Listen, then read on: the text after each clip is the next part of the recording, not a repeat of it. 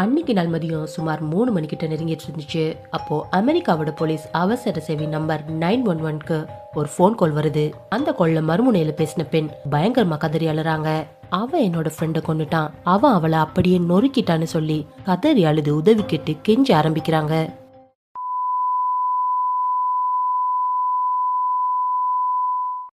2009 America.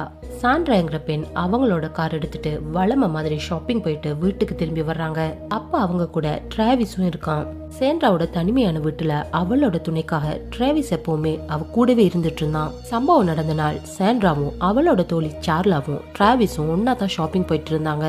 அவங்க 3 பேரும் திரும்பி வீட்டுக்கு வந்தப்போ டிராவிஸ் மட்டும் ரொம்பவே பதட்டமா இருக்கான். வீட்டுக்குள்ள வராம காருக்குள்ள இருந்த ஒரு பொம்மையை காட்டி அதை எடுத்து தரும்படி கேட்டு அடம் பிடிச்சு அந்த பொம்மையை கையில் எடுத்தப்புறம் கூட வீட்டுக்குள்ள வராம அடம் பிடிக்க ஆரம்பிக்கிறான். இப்போ சாண்ட்ரா அவங்களோட தோழி சார்லா கிட்ட டிராவிஸ் கையில இருந்த பொம்மையை எடுத்துட்டு வீட்டுக்குள்ள வரும்படி சொல்றாங்க.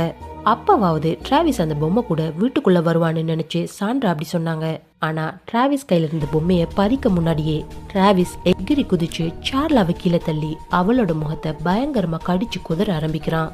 இத கொஞ்சம் கூட எதிர்பார்க்காத சாண்ட்ரா கதறி துடிச்சு போலீஸ் கிட்ட உதவி கேட்டு அழ ஆரம்பிக்கிறாங்க.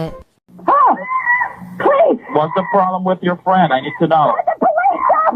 With a gun! With a gun! Who has a gun? Please hurry up! He's killing my girlfriend!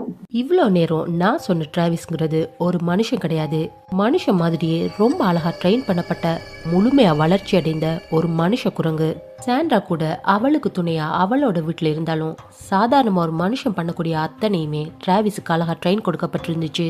சம்பவத்தன்னைக்கு சார்லா தன்னோட கையில இருந்த பொம்மைய பறிக்க போறாங்கன்னு தெரிஞ்சதும் கோபம் அடைஞ்ச டிராவிஸ் மூர்க்கத்தனமா சார்லாவை தாக்குனதுல சார்லாவோட முகமே சிதைஞ்சு அவங்க உருக்குலைஞ்சு போனாங்க. சம்பவ இடத்துக்கு வந்த போலீஸ் டிராவிஸை ஷூட் பண்ணி அந்த இடத்திலே கொன்னுடுறாங்க. பல தடவைகள் முக அறுவை சிகிச்சைகளுக்கு அப்புறமா சார்லாவுக்கு ஒரு புதிய முகம் கிடைச்சது. இருந்தாலும் டிராவிஸ் ஏற்படுத்தின பயங்கரமான ஞாபகங்கள் மட்டும் அவங்களால இன்னைக்கு வரைக்கும் மறக்க முடியலன்னு சொல்றாங்க. எவ்வளவு அழகா ட்ரைனிங் கொடுத்தாலும் கூட யாராலையும் இயற்கையை மாற்ற முடியாது.